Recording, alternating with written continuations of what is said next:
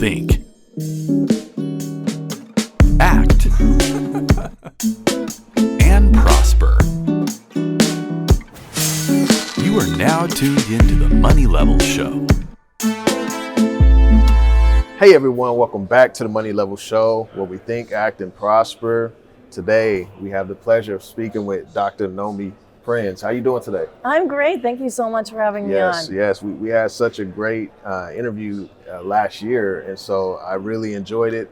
I think the audience really enjoyed it. They got a lot of value out of it. So I'm always appreciative of your knowledge and insight. Or Prinsight, let's say that. Yes, thank you for getting that into the sentence. Thanks Yes. So I was reading some of your recent articles. You were talking about the movement behind gold's rally. You also talked about where rare earths meet the road. And so what were you referring to? What were you seeing, like, in terms of rare earths, and also because there's a lot of policy around tariffs and such like that. So what are you seeing there? What kind of insight do you have there?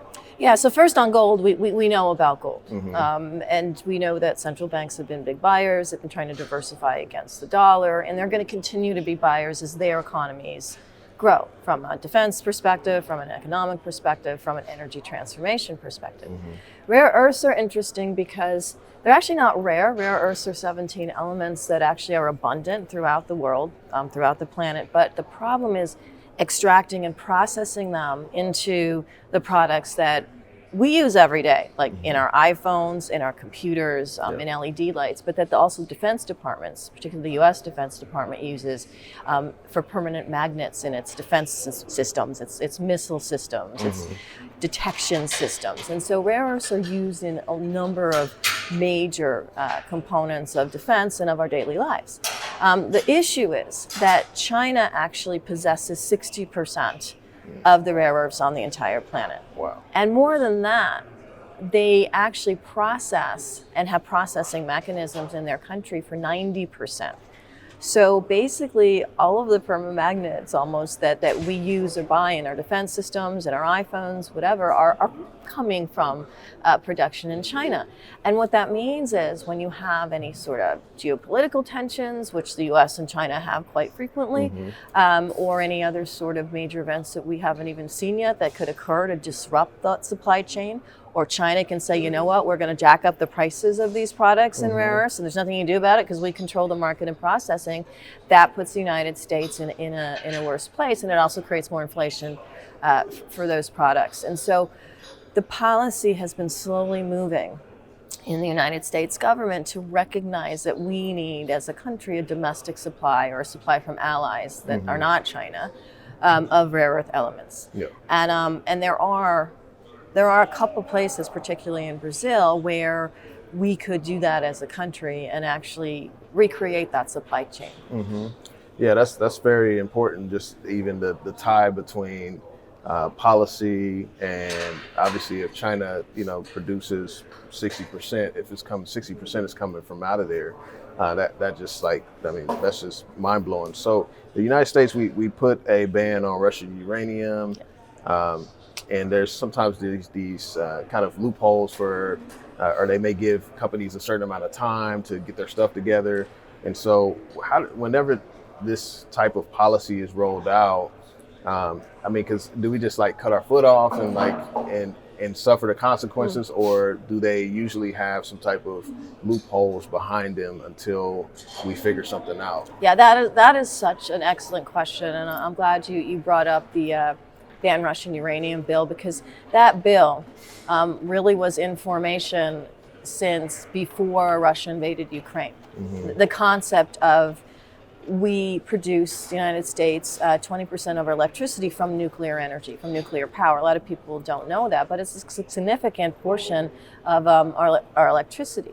And a lot of the uranium that powers that nuclear energy comes from either Russia or Kazakhstan. And Kazakhstan is pretty much controlled by Russia, so it's kind of the same thing.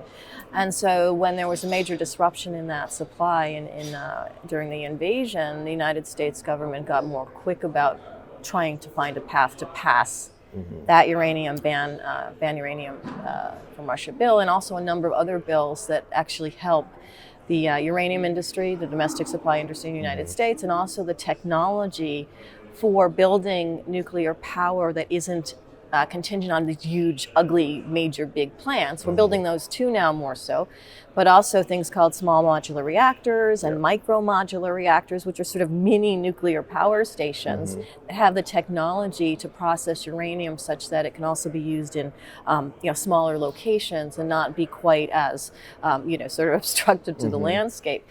So all of this has been passed in the last couple of years, particularly actually the last 6 to 9 months. Yeah. Are there loopholes to get back to that? Because the idea is it takes a while for things to pass, of course, and that means that we're still in that time period getting uranium from Russia, and we're getting uranium from Kazakhstan, and we are dependent, and it takes a minute to use all of the mines that are possibly already processing or that could be processing in order for us to be 100% independent for uranium, for our nuclear energy.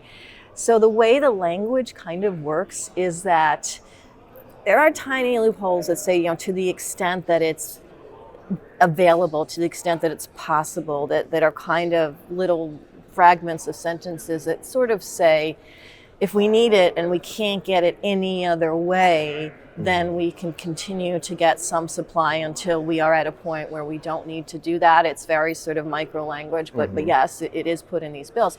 And recently, speaking back on rare earths and critical metals like lithium, which goes into batteries, or nickel, which goes into batteries, also a lot of which comes from China, is processed outside the country, there is increasingly language that's being put up in new bills that are being introduced that specifically are going to do for critical minerals and rare earth elements what these uranium and nuclear bills have and are doing for nuclear power and uranium. It's just they're going to take some time as well.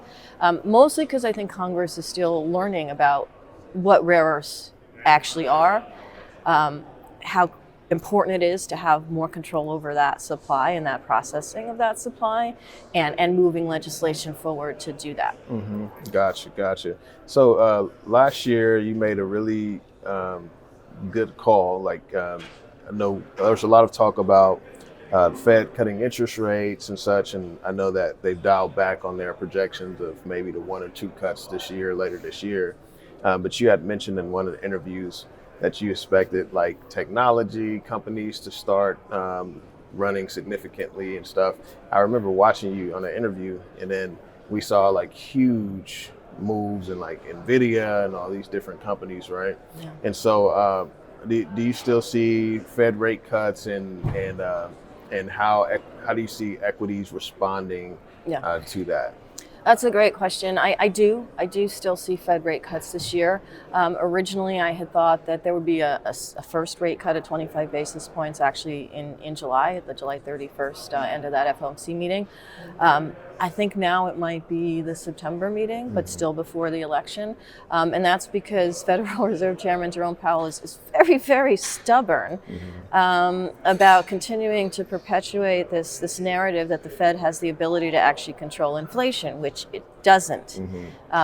We were just talking about supply and demand in other countries and uses and processing. The Fed has zero control over any of that, any ability to alter disruptions that could happen that we don't know about or anything like that. So inflation has come down since the post-COVID spikes. A lot of that is just supply and demand basically remeeting each other. I mean, everything was closed. Mines were closed. Logistics were closed. Transportation was closed. It took a minute to move things back up, and that's why we saw those spikes in inflation in the economy. And we will be living with higher inflation because of how much demand there is for commodities and processing of them throughout the world, for technology, and for defense, and for cybersecurity, for data analysis. The AI sort of boom that we've seen over the last year with NVIDIA, Dell, and so forth, was kind of already happening behind the scenes. What's changed is that these AI companies are now also building new factories. They're building major new data plants and cloud centers, and they have plans to continue to do that. All of that will require more energy.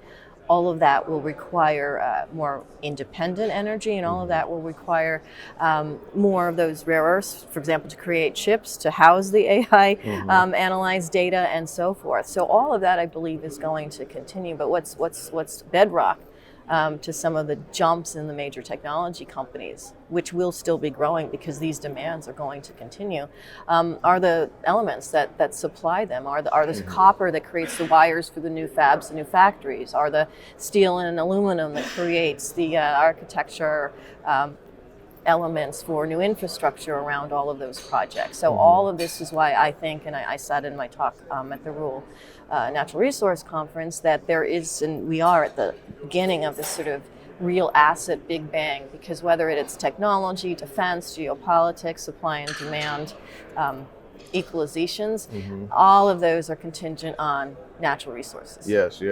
Yeah, that's my take on it too, is like it has to happen. It's just a question of when, and we know that with clean energy goals, and we got some of the biggest companies building, trying to use nuclear energy for clean energy and such, and then also the energy usage that AI uses. It's like, okay, it has to come back, and commodities have to go higher. So that's right. So that's been my view too. So we can always talk for an hour here. I appreciate you for coming on. Where can people find more about Prinsights, your newly named newsletter, and then also where else can people find more about the work you do? Yeah, and thank you so much. I really enjoy speaking with you because I think the way you view things and what you share with your viewers is so incredibly important and cutting edge.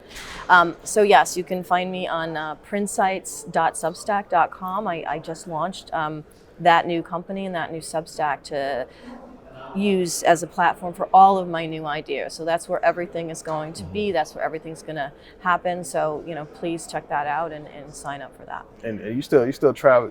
You're traveling the world, giving us some insights there, stuff. Is that still happening? Oh yeah, that's a big through line of my entire life, and all of the analysis I do, and literally all the pieces that I write are contingent on me having been somewhere, on boots on the ground, on being in the mines, on being out in the world, on talking to central bankers, on talking to CEOs, and that's not going to stop. Yeah, that's amazing.